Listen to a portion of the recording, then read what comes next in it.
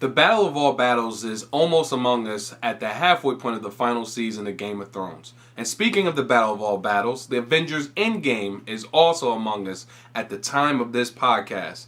And of course, I'd be remiss if I didn't mention the high drama of the 2019 NFL Draft. So, who will survive, who will die, and what poor souls are going to be drafted to the Miami Dolphins? Find out on this episode of Bombastic. Dana J.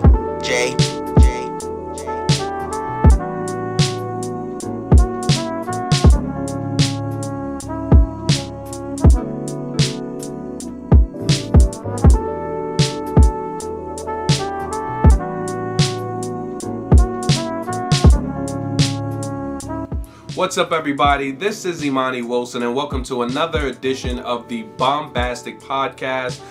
Please take this time now to go ahead and hit that subscribe button and also click that notification bell to get more updates on this weekly podcast. So, once again, welcome. Thank you guys so much. Just wanted to go ahead and say, I know I was gone for a little bit, found myself out of town, went to Austin for the whole, Easter weekend, got to hang out a little bit, see the sights, and do a bunch of things, and just unwind a little bit. Plus, it was birthday celebration, so the last episode I touched upon my birthday and all leading up to it, so that weekend was a pretty good reprieve for me. But I knew once I got back, I was going to find myself in the thick of so many changes, and of them being everything that's going on with the draft this week, everything going on with Game of Thrones, everything going on with Endgame. So I kind of just knew that no matter what, I was going to find myself inundated with a bunch of updates. Now, I have no problem telling you now, before we even get in the first 5 minutes of this video, that there are zero, and I mean zero, spoilers ahead. This is a spoiler-free review of what's to come and Game of Thrones and what's to come with Avengers Endgame. Now, with the NFL Draft, it's not really spoilers. It's more so speculation because it could go anyway, but there's still high drama for all you sports fans out there. So I figure let's just go ahead and jump right into it.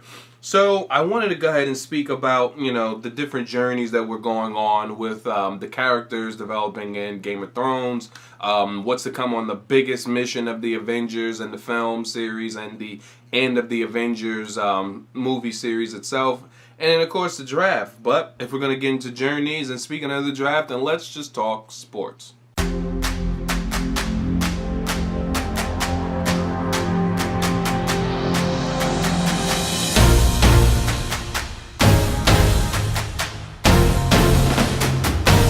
So speaking of it, the NBA postseason is definitely in full swing. At this point, it's going into the second round. Some teams still hanging on to try to get a seed. Others are just delaying the inevitable. Shout out to the LA Clippers because they're going to absolutely still get their legs swept by the Warriors.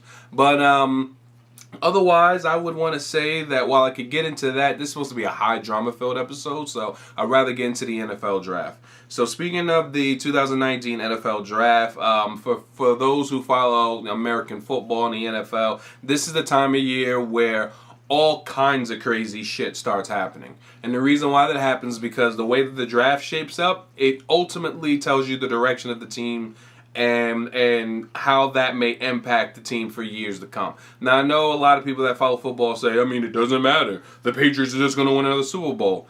I don't know about that shit. I honestly think every year we get closer to it, we get closer to the Patriots' demise. So I feel like we're just now reaching that, Infinity War Endgame where it's the bad guy was successful, but I think they're going down. At this point, I think they're fucking going down. But more than anything, I wanted just to go ahead and touch upon, which teams honestly have the most to gain and which ones have the most to lose and all that good stuff. I think going into it, the team probably with the most to gain right now would be the Arizona Cardinals. Number one, they picked number one overall.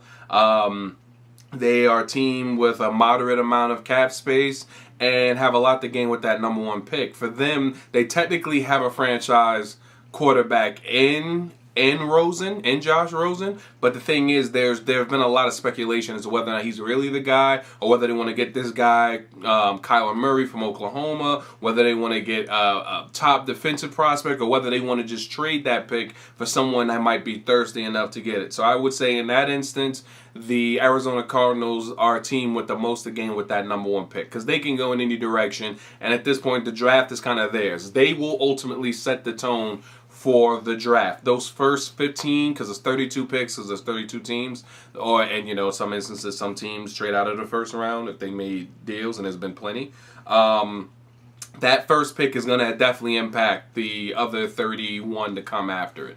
So I would say the Cardinals have the most to gain. As far as the team with the most to lose, this one's a little tough because I feel like everyone's in a position to kind of, really sort of figure it out, if you will. I say a team with the most to lose, honestly, would probably be the Washington Redskins, and that's only because so far the speculation that the Redskins are going to trade up. But if you know anything about football, the Redskins organization have been infamously known for doing bonehead moves, especially when it comes to draft day. You used to be able to say that about the Cleveland Browns, but they were so terrible for so long, they were able to flip their, absolute mediocrity and make it into getting top prospects year in and year out. So they suck to succeed, if you will. But the Redskins, they just suck. Like, this is the same team that traded away so many future assets for quarterback Robert Griffin III, but then yet at the same time in that same year, they also drafted Kirk Cousins. Now, mind you, when they got RG3, Robert Griffin III, they went ahead and traded, I think, a couple of first-round picks and a second-round picks for at least 2 to 3 years. So they ultimately said, look, we're willing to give up on getting top prospects in the first 100 players for the next 2 years to get this one guy, just to never keep that one guy. And then the other guy they got later in that same round when they drafted, they then had him for years and jerked him around. So I just say, in essence, that the Redskins probably have the most to lose because they are a team that absolutely is desperate for quarterback. I don't know if they're a team that wants to wait till next year because they have a very prominent defense. The coach is kind of in a weird position because they don't know whether to keep him or fire him. They still don't know whether to change that fucking racist-ass name and logo. Redskins don't know what the fuck to do, really. But they definitely know they want a quarterback, but they don't know how much they're willing to give up for a quarterback. It's yet to be determined, to be completely honest with you. And I think they're going to be the ones to probably go ahead and have the most to lose out of this. The other QBs, one guy's like 33 and has been like a bench player, if you will, for almost all his career. Another guy is out with an ACL injury. Another guy with a broken leg, and the leg got infected while healing, so he may just retire from football, and they owe him a bunch of money. So the Redskins honestly have the most to lose out of this draft because for them, they're in one of those weird positions where they have to make a good step forward, but then at what cost are they going to have to take a good step forward? Then, of course, there's the question of who's going to make a trade. I mean, I feel like there's so many teams that are absolutely going to make a trade. I would say of the teams, I feel like, and I got to obviously represent for my boys, I feel like both my teams might trade. I think the New York Jets will most likely trade out of number 3 if the price is right. And as far as the Giants, I feel like the Giants might also trade up of those picks depending on what happens with the first 2 picks as well. I feel like this is one of those instances where I'm hoping that the Giants, who have picks number 6 and 16, if I'm not mistaken, off of a trade which included, Odell Beckham. But as far as of those picks, I feel like they're probably going to try to see if they can maybe trade from the 6th spot to maybe a top 5 spot in order to get their guy QB, because they know the Redskins are right there among those teams that also want to trade up. So I feel like as far as trades, I think the Jets might just trade, the Giants might trade, obviously the Redskins might trade. I'm trying to think who else might also be on that list. I want to say as well, thinking of a bunch of other teams, because I'm thinking of QB-needy teams. Because mostly it's the QB-needy teams that trade up really high for a guy. So, yeah, you got the Giants up there. You got the Redskins up there. I still keep saying that a dark horse candidate might be Cincinnati. I say you can't rule them out. You should not rule them out. And then as far as options are concerned, yeah, I guess we'll have to see. But I think those are teams that'll probably go ahead and possibly make trades. And as far as who's going to reach, I mean, like I said, the reach comes when you go ahead and trade a bunch of picks or a bunch of players who, that you try to then parlay with another team and say, hey, before you draft somebody, hear me out. If I give you my first round pick this year and you move 6 spots down, and then my first for next year, and then my second round pick for this year, because there's 7 rounds in each draft. So I give you my second round pick and a third, and then a second for next year. Someone's going to reach for the stars. Not saying it's going to be a good thing, because reaches typically aren't. Sometimes they're good, sometimes they're not. I say again, teams to watch out for a reach, you want to watch out for the Redskins. I think the Redskins are going to try to leapfrog over somebody. May also have to keep an eye out on those goddamn Miami Dolphins. I feel like they're another team that could easily reach as well, because they're also a team that's in a weird position where they don't know whether they want to just be terrible for this year or if they want to start thinking about the future and just sort of take this year off and wait for next year to go out and get a guy. Which is why I said I feel bad for any poor souls that are going to Miami, because you're pretty much signing up to go for a team that has no real intentions to truly compete this year. And with all the other teams in the division kind of loading up and getting better, Miami's now kind of on the outside looking in. So shout out to all those who might be going ahead and find themselves chilling and rocking with the team on South Beach. Sure, you don't have to go ahead and pay any sort of taxes on your money down there in the Sunshine State. But, yeah, your team's going to suck. So it's kind of rough. And, that's the end of that. And speaking of the end, let's talk into the most important parts of this podcast: popular media.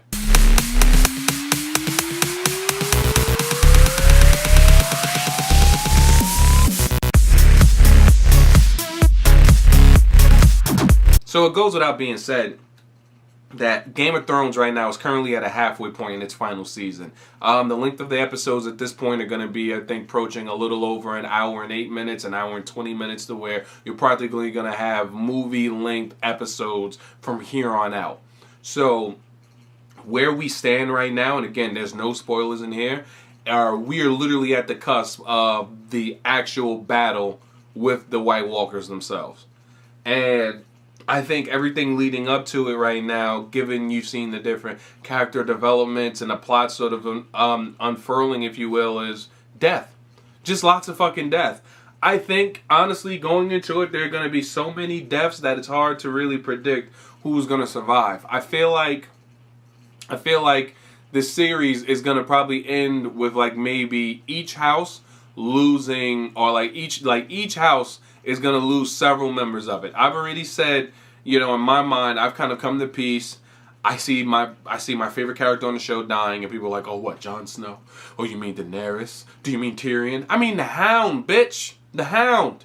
I think the Hound is going down. I think the Hound is going to go down in heroic fashion. I feel like he could have had a chance to go ahead and die when he did, when Brienne, whipped his ass.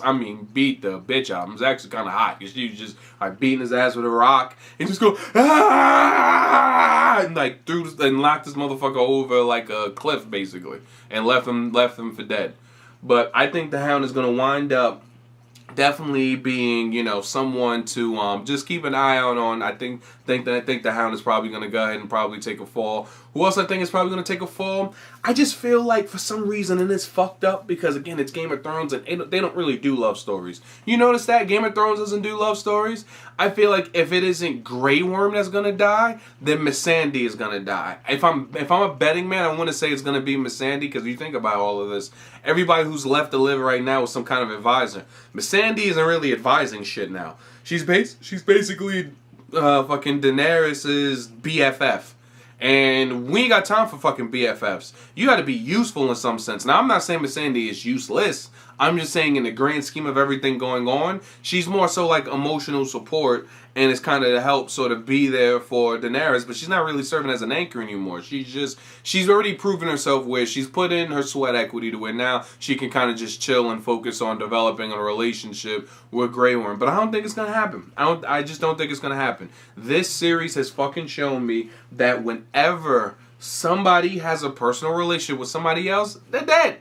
So I think Missandei's probably going to go ahead and die. I hate to say it. I think she's going to die. I think that's going to be the tipping point for Grey Worm, and that's also going to be the tipping point for Dany. I think when Missandei dies, Daenerys is going to finally become, and not the Mad King, but the Mad Queen. I think she's going to lose her shit, and that's going to be what pushes her over the edge, and she's going to lose control. And that might be what ultimately leads to her demise, because she didn't realize that history repeats itself, and while she kept trying to make it out this whole time that she wasn't like her predecessors, and wasn't this like bloodthirsty, cold-hearted, like mad ruler with these fucking powerful beasts, but instead she's been trying to be this mother of dragons, this liberator of chains and all that. I think when she sees one of the final people in this world that she trusts and loves go, like, and probably in some horrible way, she's gonna fucking lose her shit and go, no,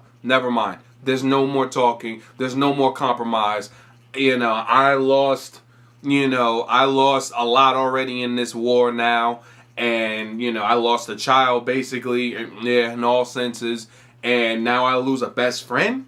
Nah, Daenerys is going to go apeshit. So that's my bet. My bet is, again, that the Hound goes, Missandei goes, and as far as on the Stark Lannister side, I mean, that's a little slippery, but I just feel like no matter how it shakes out, Cersei's fucking dead. I don't care how it shakes out. How she dies, I don't know. I feel like in some sort of weird sense, maybe Jaime's the one to kill her. I feel like that's how it's going to go down. Because again, relationships don't fucking last in this series. They don't. Now again, I haven't read the book, so, folks who read the books are probably like, that's what you think. But I'm just guesstimating that on the show that those are the characters going to go down. The Hound's going to go down as a hero.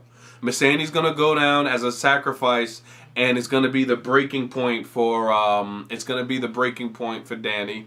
And then I feel like in poetic fashion, Jaime is going to kill Cersei. So those are my ultimate predictions right now for who's going to go in regards to Game of Thrones. Now, speaking of who's going to go, let's just fucking talk about Avengers Endgame, but let's speak about it very briefly, and let me be frank here when I say this. So, at the time of this podcast, I'm on my way to go see the movie, which should be probably in like the next 2 hours or so. So, for me right now, I got mixed feelings because I've done my best to try to avoid spoilers on the internet, but it's the internet. I hate the fucking internet. It's a love-hate relationship with the internet. I love it, I hate it. It's like people. I love human beings and all that we can offer. We're each other's most valuable resource. But then, I can't stand some motherfuckers. So, shout out to all the dickheads who made it their business to go ahead and spoil the fucking movie. Because I already have great elements of the movie spoiled already. It is what it is. I try my best to try to avoid spoilers. The shit still happened. Because people fucking suck. But I'm not one of those people that are going to go ahead and fucking ruin it for anybody else. I'm going to say this with still not knowing how things shake out, but then having a idea of what goes down. Here's my following take. And again, I'm not going to throw out any theories, again, based on what I do actually know, but what I can go ahead and try to conclude without giving anything away is there's going to be great loss. There is. There's going to be great loss. There are going to be paths that you did not see were being taken. And I think ultimately this movie is going to shape that the next sort of slate of Marvel films from here on out are just going to, it's going to absolutely, it's almost going to be like what the prequels were for the original Star Wars trilogy. And then or better not the prequels, what the sequels were to the original trilogy. It's going to be still in the same mythos of everything that happened, but just a whole new direction. So I think if people are expecting this to be like, oh yeah, this is going to carry on to something bigger, I don't think so. I think this is literally the end, my friend. The end isn't fucking just near. The end is here. I think this is the fucking absolute end of the line. And from what I saw, it's heartbreaking. It's heartbreaking. I had to keep from getting emotional because, again, I was pissed because a bunch of fuckheads have been making it their business to ruin the fucking movie. And then I've heard some people say, yo, it's just like a long-ass 3-hour highlight reel. It's no real story. It's just like flash. boom, flashy shit here, flashy shit there. So, whatever the case is. All I know is, based on what I'm going in and based off of what I know, yeah, this is the end of the line. This is truly the end game. So, it's going to be heavy. And I'm going to go ahead and enjoy the drink of the motherfucking day, month, week, and the year, water, right now. Because when it comes to going to that fucking movie theater, I'm letting you know now, okay? I ain't taking a piss break. That's just not gonna happen. It's not gonna happen. If I literally have to be that dude to sit there and wait for everything to roll out, the post-credit scene, all that sort of shit, and then run through motherfuckers to go take a piss, so be it. So be it. But I just know, based off of what I can tell, what was spoiled to me, and just my general summations anyway about the direction of the fucking films in the next phases, is like, yeah, it's gonna be all uncharted territory from him. Completely uncharted territory. So, yeah, we'll, I'll have to go ahead and see. I mean, honestly, I'm not gonna do a review on the actual movie until a week from now, because I want people to have enough time to see it, because again, the movie comes out tonight, and and then the general debut is come Friday, so that gives you a whole fucking week to go ahead and see the fucking movie without then going like, yo, why are you talking about it on a podcast? It's a whole fucking week later. So get your shit right. You have the weekend, you got some time during the week, all the way up till next Friday. And if you follow this series, just expect that for next Thursday's episode, I'm going to talk about it. And I'm going to talk about it in some fashion. I'm going to go ahead and do my own thing. So, that's pretty much where I'm going to be with that.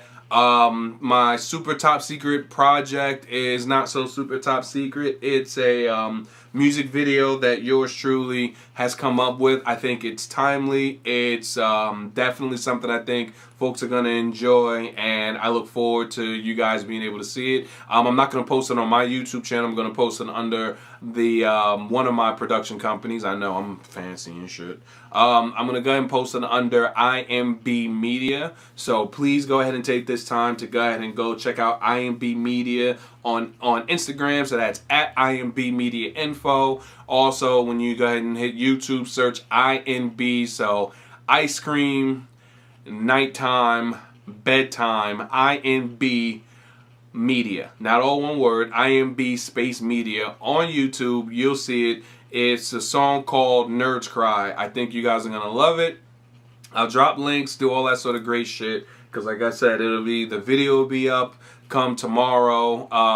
The links or whatever to the actual single itself available on Spotify, iTunes, all the spots, Google Play Music, all of that shit in which you guys can go listen to music or can listen to music online is gonna absolutely be there. So please check that out. I'd love to hear you guys' thoughts and feedback, and I can't wait to see you guys' feedback once the fucking video drops, because I'm gonna definitely link it to all my social media. So otherwise, guys, this has been another bombastic podcast. Once again, thank you guys for going ahead and tuning in. If you absolutely like this episode and so far are interested in following the series, please take this time to go ahead and hit that subscribe button and hit the notification bell so you can get updates on my weekly podcast offerings. Also, take some time to also go ahead and consider as well checking out the audio version of this podcast for those who don't have time to just sit and look at a video with my mug on it and everything I'm speaking of. To check out this podcast everywhere you listen to your podcast: iTunes, Stitcher, Spotify, iHeartRadio, the whole 9 yards, wherever you tune into your podcast. Obviously, anchor.fm/bombastic. And yep, check me out in audio form. So once again, I'm your host, Imani Wilson, and this has been another bombastic podcast. We out, and the end is nigh.